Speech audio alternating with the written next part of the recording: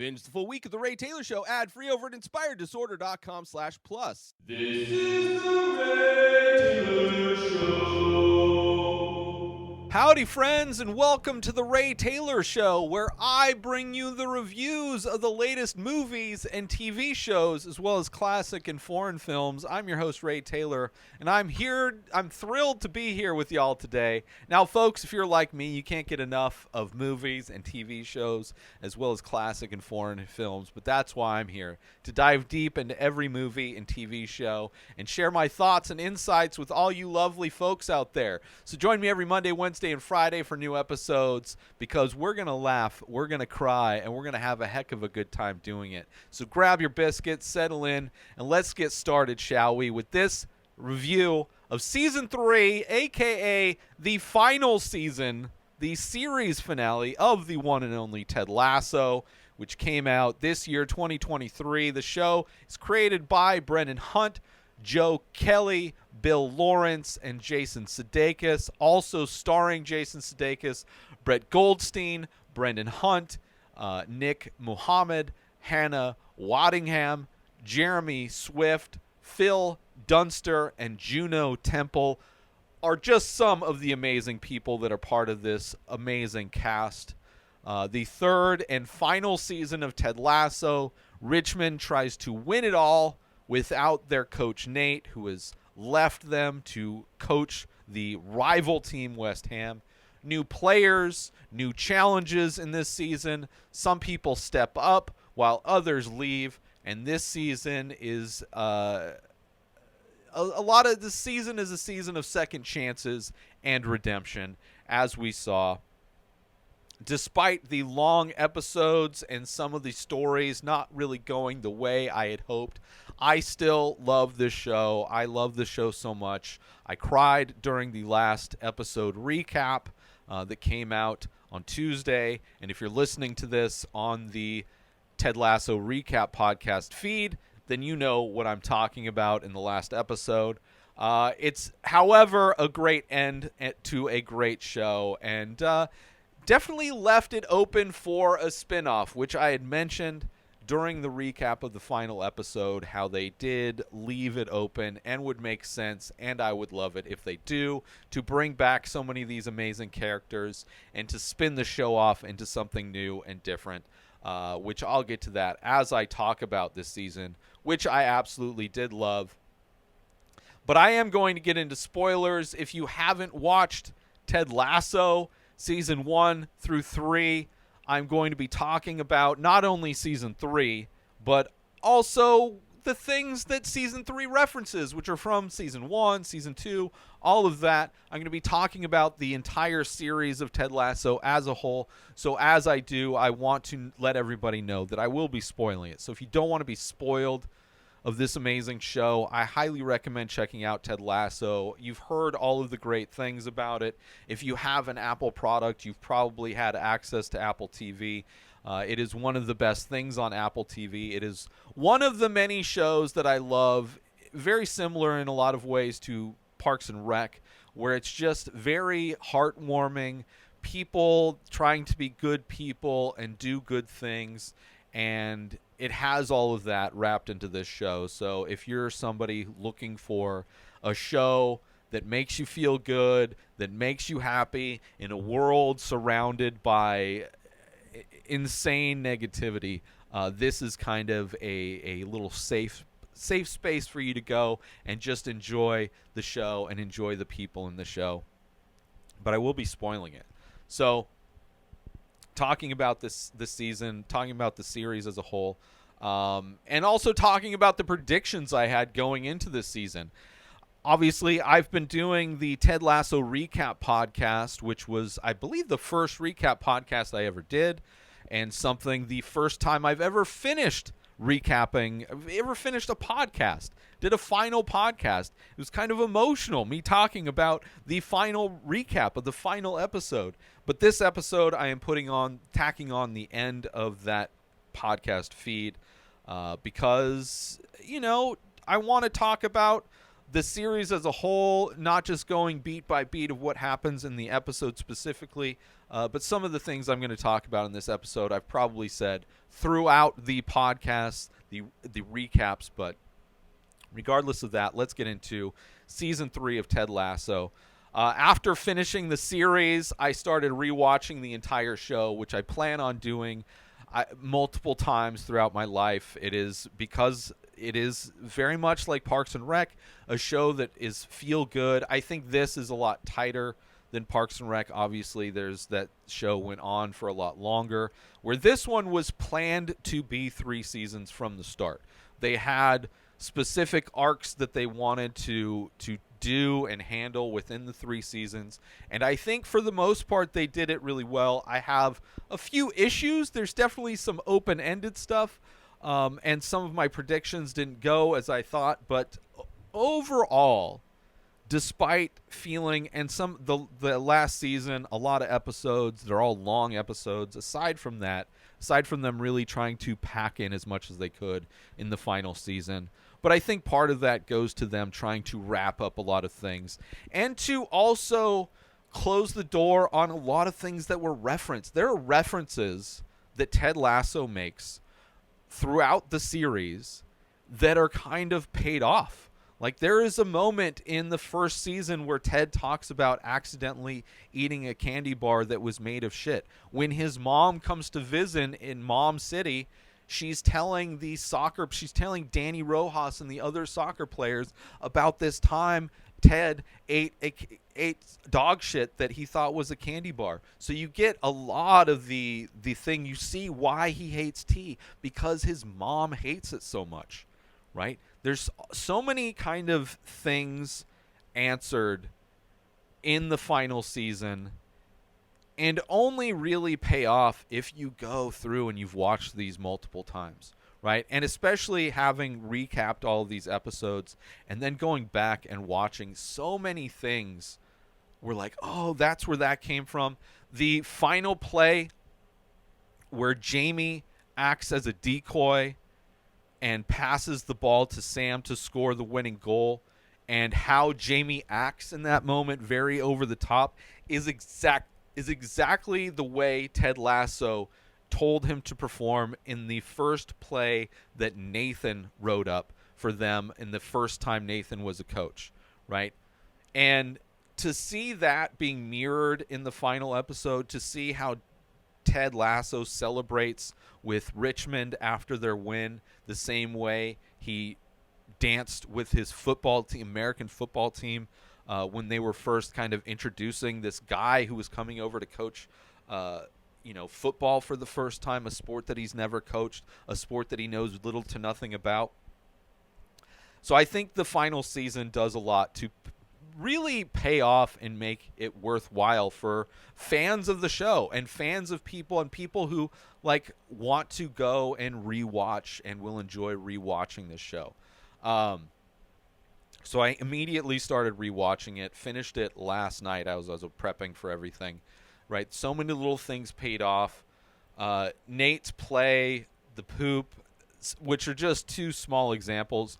The way Jamie acts to draw the coverage in that scene with Ted is on point. The barbecue sauce, how he gets the care package in the first season, and how that comes back, takes him back to his childhood when he's in that restaurant in Amsterdam, when he first gets the epiphany for total football, how that's the same barbecue sauce. And when he first sees it in this care package, talking to Rebecca about, do you have any taste that brings you back to your childhood? And she looks at the biscuits that Ted was making for her, that he nailed in order to kind of get in her good graces when he first started.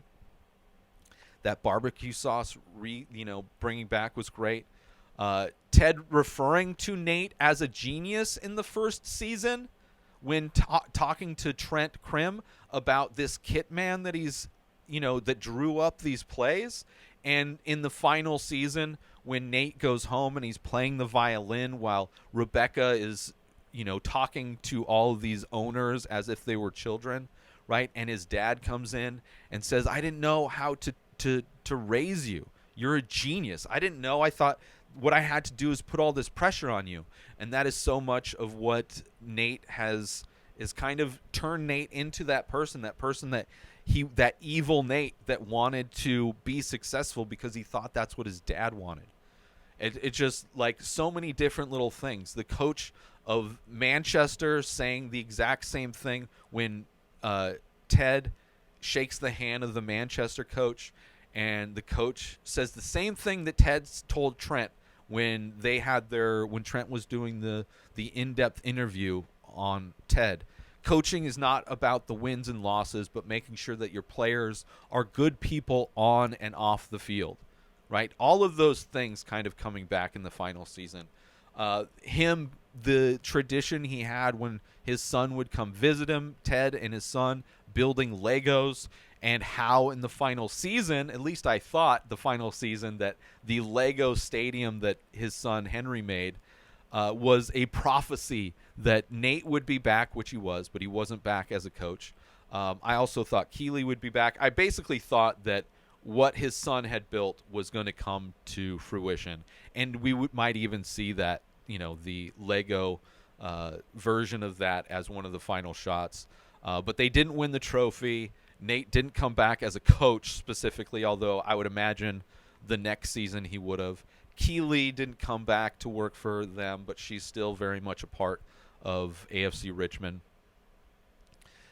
Nate also jumping into the arms of Ted in the first time the play he used worked, and was the picture that he gave Ted thanking him for everything, and how when they used that same play at the very end, Nate jumps into Ted's arms again, how that is mirrored. It seemed like there was a lot more needle drops in the earlier seasons, but there's still a lot of great music that's played in the final season. I just think the music they played was used better. Instead of being just popular music, it was music that fits with the space of where they are. And I just think the music was used better, integrated better in the show. So it wasn't as noticeable as the early season, but definitely a lot of great music drops in the first season. And even the pillow fight that they go on in Amsterdam, where the team is trying to decide whether they go to a private party or they go to a sex show. And Sam and, Isaac gets up and he's frustrated. He's like, what do we do? And he says something that's probably out of some there's probably another reference that is in reference to of him spouting off like Shakespeare. And Sam writes on a note that gets passed around to Isaac, and he agrees. And the next thing you know, they're doing the pillow fight. The first road trip they went on with Ted, he tells them, would you guys rather do a movie night or a pillow fight? And they go for the movie night. And he's like, you guys regret we could have had a great pillow fight. And in that final season, Sam recommends that they do the pillow fight, and they do, and it was a lot of fun. So even that aspect of why they even did a pillow fight was brought up in the very first season with Ted Lasso when they were in Liverpool, which is great.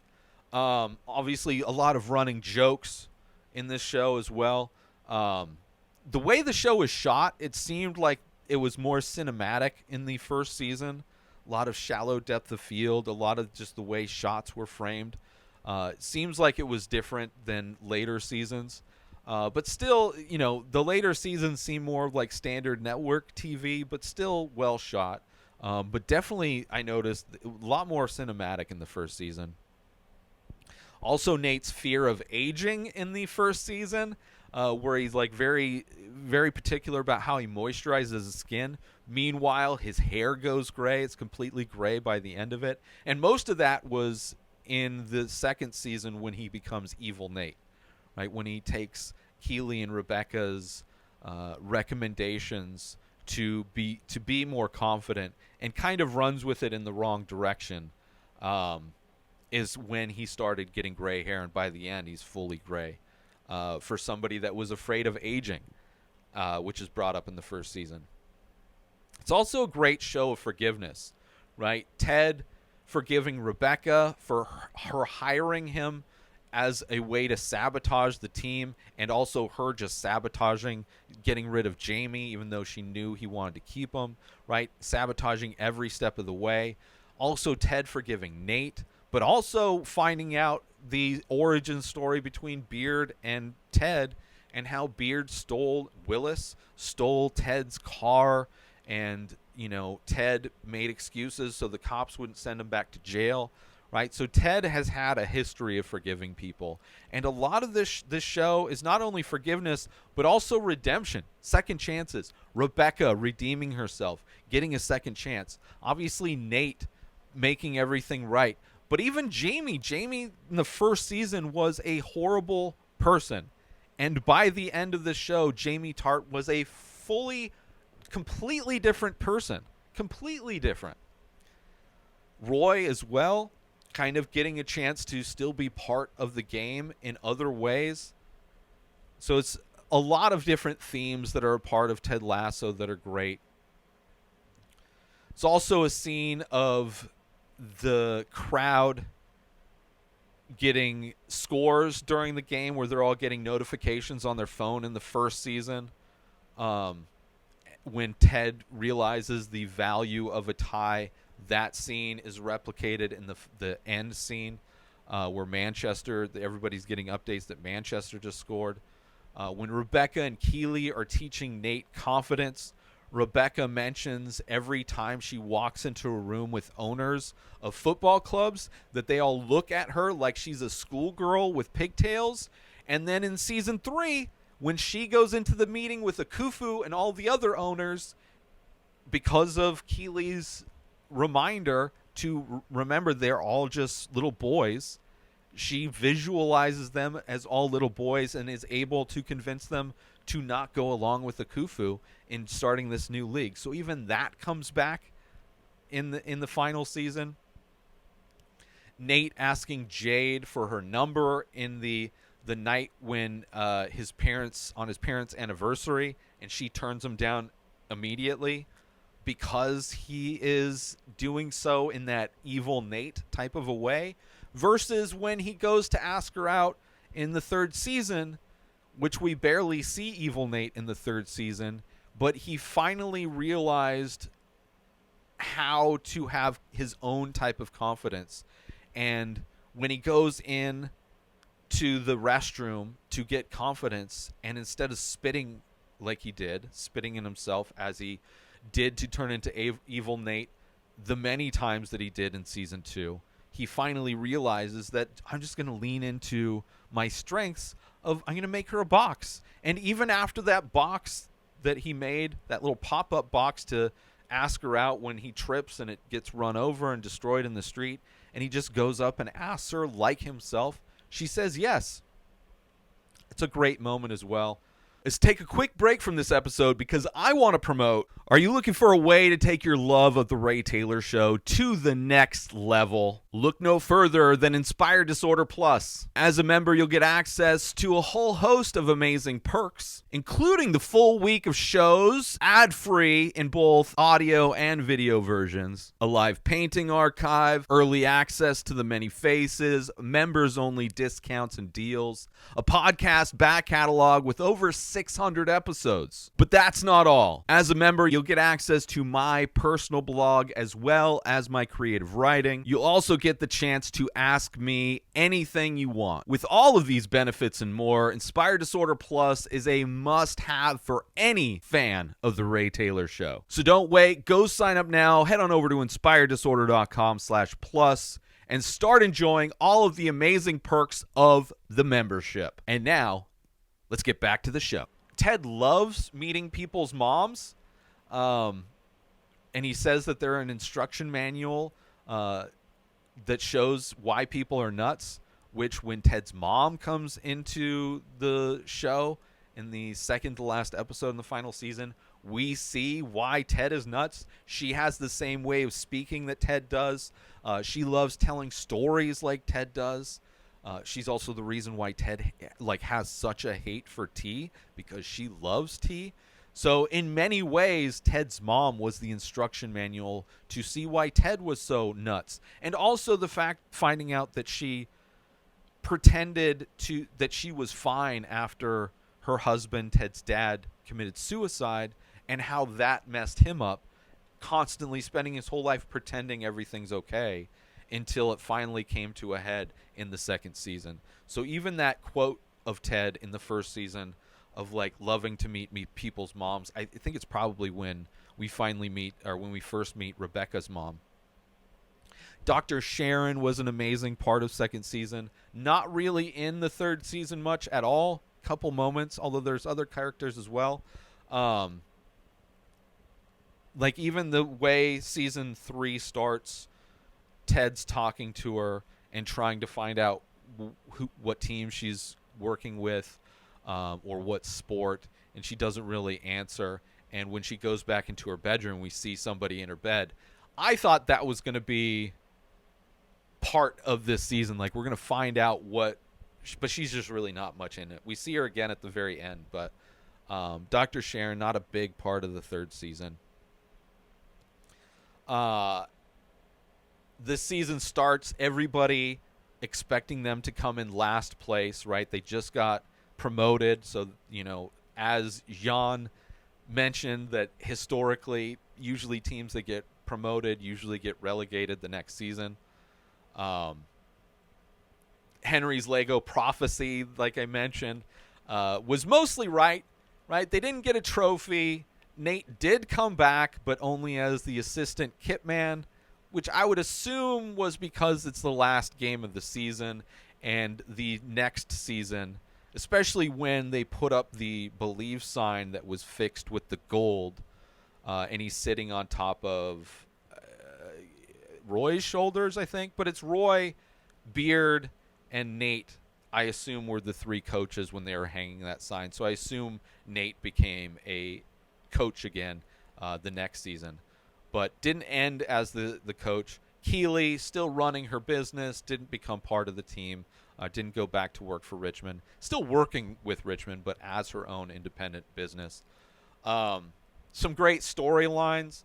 Ted clearly wanting to go back home this entire season. It was like he was so not present for so much of this season, and that was part of the, and also just his flat demeanor in the very final episode were two things that were noticeable and that I didn't really like, because Ted has a particular energy, and to see that lacking in this final season was kind of a bummer. Also, Ted's ex with their couples therapist, you know, we see that kind of play out. We find out that that's who she's dating, which is a horrible thing. Ted being inspired by the barbecue sauce to come up with Total Football was a great moment. Ted getting control of his panic attacks finally. There were definitely moments where you heard the sound effects that they play when he would get his panic attacks, and I don't think they came up at all. But he was finally able to get control of them in this final season. Also, you have the storyline of Roy and Keeley breaking up at the beginning. Like, one of the few scenes we have with Phoebe in this third season is when they get together to tell her that they're no longer going to be going out. And then there's the long thing of everybody finding out about it and everybody dumbfounded that he would be the one breaking up with her. Nobody, like even let's just like random employees that work at Richmond, asking him what he was thinking. And you never really see, that's another part of the final season that was a bummer, that they never really officially get back together.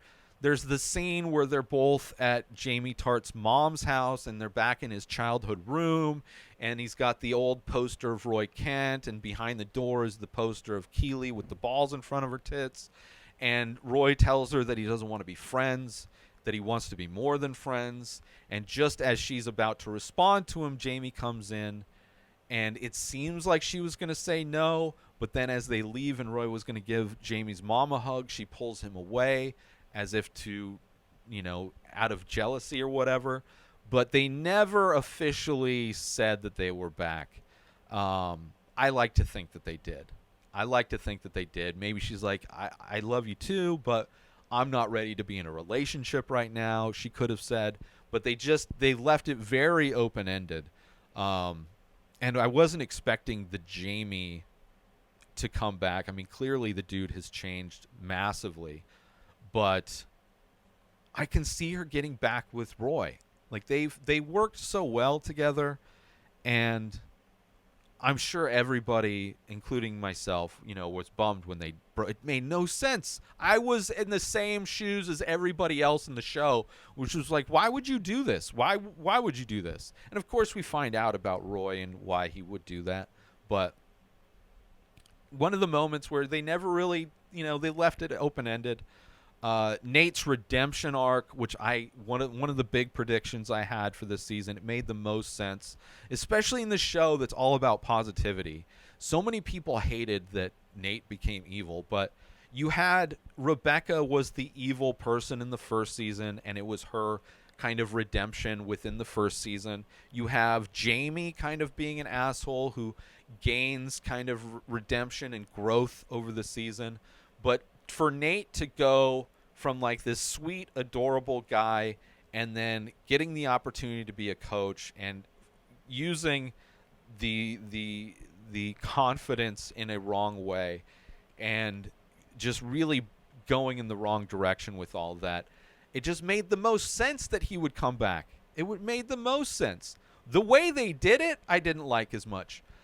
I figured Jade, there was a moment when he asks her, when his supermodel date ditches him at the Taste of Athens, and she comes by to bring the baklava for two. I think that's what it was. And he asks her to sit down, and she actually like cracks a smile, and she's actually seems human in that moment.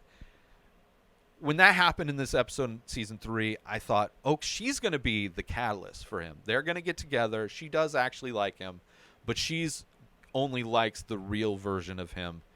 And there's going to be a moment where he's going to have to choose between her or Rupert, which happens on the guy's night out. And Rupert tries to set him up with another supermodel, but Nate instantly said, no, I actually got stuff to do. Knowing that he gave up his job in that moment, but also wasn't expecting him to go back and work at her restaurant, but then her forcing the boss to fire him to go back. Wasn't expecting for the team to show up at the restaurant and asking him to go back. I thought the way in which he would go back to Richmond would be different. But I did love the fact that he left the apology note for Will with the lavender tape to it, because Will was the guy he treated like absolute shit. That was like the beginning of Evil Nate.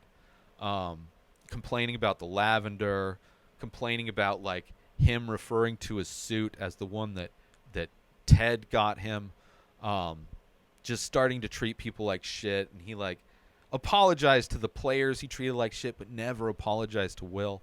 So seeing that was the first thing he did was apologize to Will, get all of his work done for the day, snuck in and got all of his work done and left him with that note. I was like, yes, this is the redemption. Love that. I also loved him and Jade. Jade not at all in the final episode, but she was a great aspect of this. Her reaction with Rupert when Rupert first meets her and he leaves and she's like, oh, he seems very wealthy. And she's very measured with her responses and how she talked about Rupert specifically. It's the one moment I loved when she got to like that cold Jade where she was like cold to people, which so much of this show she's very cold and like very unwelcoming, except for with Nate at times. But her reaction with Rupert I thought was great. And Nate finding a way to be himself instead of this evil Nate to be confident, and finding out about his dad and the way his dad asked his mom out on their first date, and how his dad is really into maps, but then Nate is really into these decorative boxes, so he made this decorative box to ask her out, but ending up just doing it on his own. And also knowing the pressure that Nate grew up with, that his dad put him under, because he knew his son was a genius and thought that he needed to just put pressure on him to be great. But also how that ended up messing him up. But I love the redemption for Nate in this season. I know when I made that prediction early on in season 3, there were people that were like, they hate Nate. And it's like, how could you hate? Nate was so sweet, and I think the way they handled it is great. You barely saw evil Nate. I mean, they really went heavy on him, and I think that's probably one of the reasons why when they wrote him to come back to Richmond, that he didn't just go straight to being a coach again, that he was the assistant to the kit man, right? I loved it, though. And my prediction, if they do a spin-off, is in the final episode, Keeley brings Rebecca a proposal for an all-female soccer team, and a perfect spin-off would be Nate being the coach to this female soccer team, and you would also have Roy Kent with the men's soccer team. Maybe Coach Beard goes with Nate or stays, but they could still have all the characters.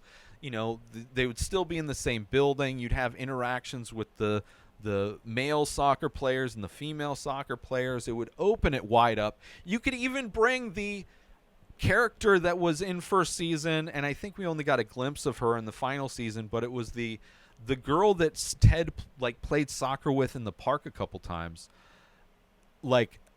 I could see that character being brought back to be on this team, right? You could see little elements from the show easily coming back into a spin-off if they wanted to.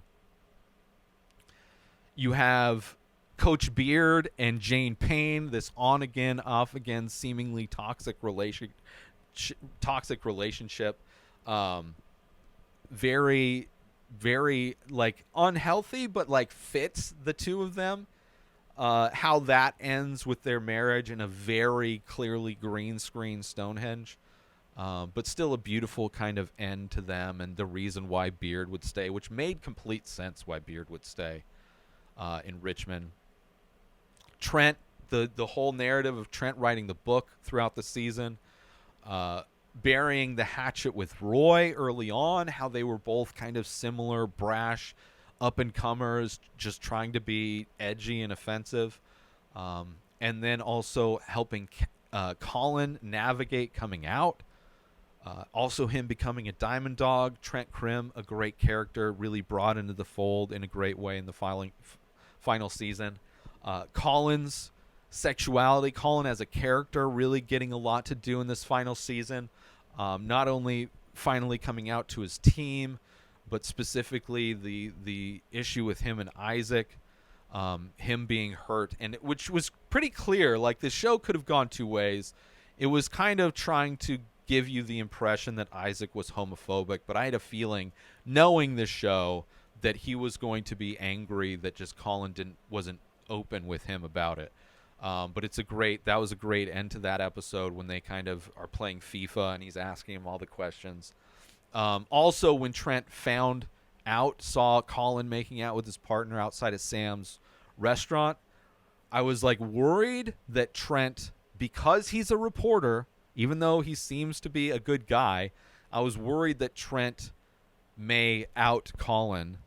But when they went to Amsterdam and we find out that Trent was gay as well, it was perfect. It was great, kind of helping him navigate things and giving somebody for Colin to go to when he realized that somebody finally found out, right?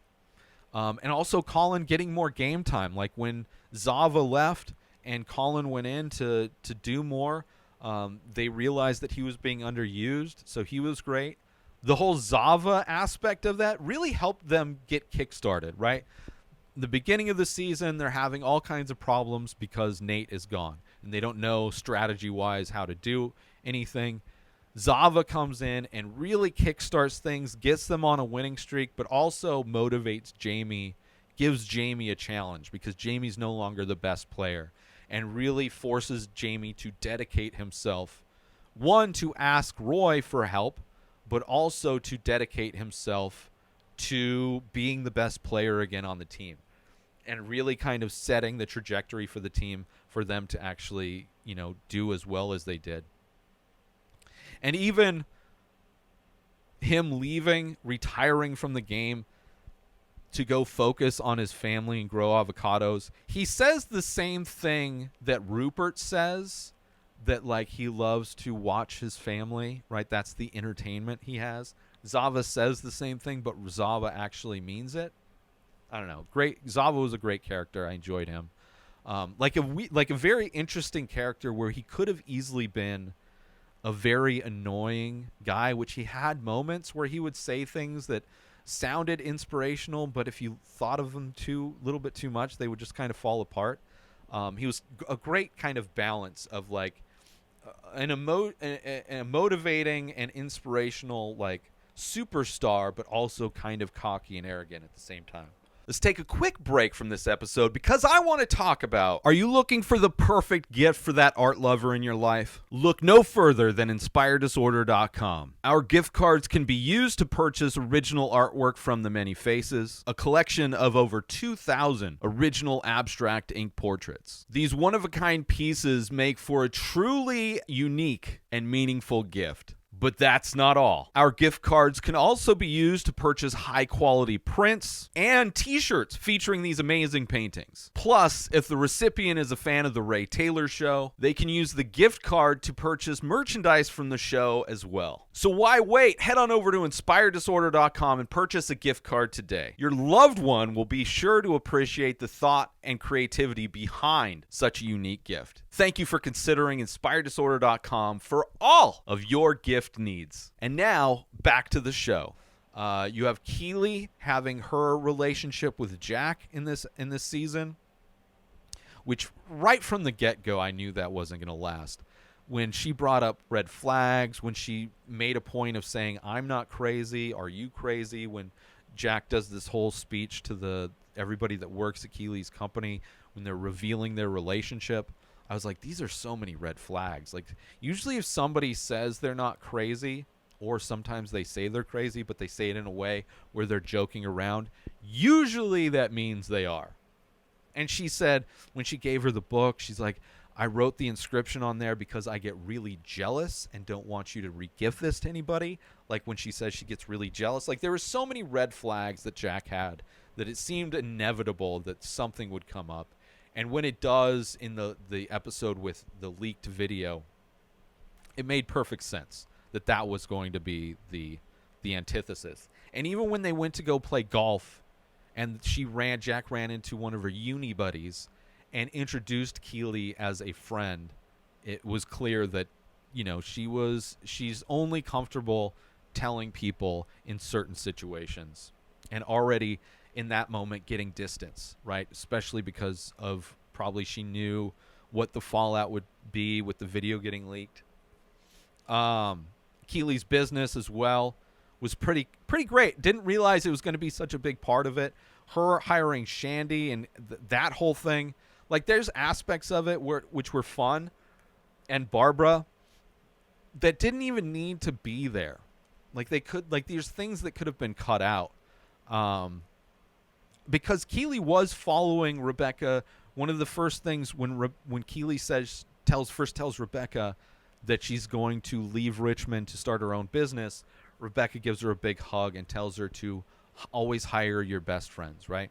So Keely did. She hired her old best friend Shandy, and it worked out horribly. The Barbara character, I kept waiting for Barbara and Keely to bond, but that never really seemed to happen. In the final season, you have Rebecca finally moving past Rupert, starting off determined to beat him and only focused on beating him, but eventually realizing that she just wants the team to do well. And she doesn't care about Rupert, especially towards the end where, like, just his own actions were kind of coming back to bite him in the ass. But she also finds her true power. She realizes that she has her power in the scene where she does go to that meeting with Akufu and the other owners, and she visualizes all the other owners as little boys, right? Great moment. And Rupert's downfall being booed in the same way, one of those mirrored scenes where in the beginning of the show, Ted Lasso was being booed and being called a wanka when he's going to coach. And in the game against West Ham, that is what the crowd was doing to Rupert as he was walking away after pushing his coach to the ground for not, taking out Jamie the way he demanded, right? A very interesting kind of a villain turn for him. And then you have the storyline with Rebecca and the psychic Tish never felt like it fully went anywhere, right? It definitely comes up. I mean, you notice she gets her ex-boyfriend, the dude she was dating, starts going out with this woman who says a shite in knighting armor, which is what the psychic said. There was the green matchbook that was from Sam's restaurant, Ola's. Then there was the fact that she was going to become a mom. And then the very end, the last episode, when she runs into the mystery man at the airport and his daughter is there. Clearly that means that they got together. But it just felt like it seemed like it was going to be such an important part of this season, and really felt like it was just this afterthought in so many episodes. But I do love that she ended up with the mystery man, when I thought at the beginning of the season that she was going to get back with Sam, because I really did enjoy Rebecca and Sam together. And there seemed like moments like when they were on the road and they're watching the rom-com. She's there watching the rom-com with the team in the episode where Keely and Roy are trying to find out what's wrong with Jamie. And there's that moment where Sam looks back at Rebecca and they catch eyes and they have this smile. And there's also another moment where they meet each other in the hallway and it's very awkward. It seemed like they could get back together, but never happened. But I do love, like, when she did meet that mystery man in Amsterdam, it was the one time in the show where she truly felt relaxed. Spending time with him. And even, like, the way they connected, both singing this song and him not being, intimidated by the fact that she's this amazing singer and they're both belting out the song. It really did, that moment really felt like they were made for each other. And it was clear that he had a daughter. So I was expecting him to see Rebecca in the news or something, but for him to just be a pilot and them to run into each other at the airport was good as well. Sam, one of my favorite characters, his restaurant was kind of a, big moment. I was also, if he wasn't going to get with Rebecca, I was expecting him to get with his chef, Simi, which maybe did happen, in the reality of the show, especially in the episode when his dad comes to visit and the team is there fixing up his restaurant. It really seemed like they were already family. But his restaurant played a fun, from the politician with the racism and nationalism and anti-immigrant, anti-refugee kind of stance that the politician had. And also the billionaire rivalry with Akufu that came back. Both of those things were a lot of fun. But yeah, I enjoy Sam. I'm glad he got a little bit to do, and would have loved to see, maybe he got on the national team, which was great. His dream of being on the national team in Nigeria was great. I think it was Nigeria, right? Roy and Jamie, their friendship blossomed in this season. Jamie's growth and maturity, but also Jamie wanting to become the best player, and Roy, they had moments like where Jamie was teaching Roy how to ride a bike was hilarious. Finding out that his grandpa died before he got a chance to ride a bike, and Jamie being able to teach him, but then also Roy and Keely really trying to find out what was wrong with Jamie when he was having problems, but that bond with them. And the Uncle Day, one of the only other times we get to see Phoebe, and I think the first time we get to see Roy's sister, which was always the person that was busy at work in previous seasons. We finally get to see her. But great that the scene where they find out Jamie and Roy are best friends, and where Roy gets a tie-dye, which I'm also bummed out that Roy didn't change his wardrobe it seemed like he was changing his wardrobe to tie-dye, because at the end of that episode, he shows up with a dark colored tie-dye shirt, and like it felt like a compromise that Roy was doing, where he's going to start wearing tie-dye, but it's still going to be more of that black, the dark colors that he normally wears, but didn't. I don't think he wore tie-dye from the rest of the season. We also in this season get Zorro changing his name to Van Damme. when inspired by Zava, and Zava telling him that his kids were able to name themselves, and then at the end going back to Zorro, but pronounced Zorro with the mask that Danny got him. And he was great. Zorro in this season, like the dude blocked. The only reason they got to where they were, I mean, obviously the whole team, but his ability to block, he blocked so many goals for the team in this final season. It was great. Also, the fans in this season, obviously the fans, they got a treat on the one night with Beard where they go on their adventure. I mean, they kind of split away, but then Beard sets them up to go to the stadium after hours to play around. The fans in this season getting to celebrate, but also going to practices when Ted opens up the practices to the public, and ending with them being able to own a part of the team was great. Also seeing the fans changing personalities when the team was changing personalities when they're all trying to learn total football. Both Sassy was in a little bit. Her daughter was only referenced when Rebecca was told by her not to fly in her private jet anymore.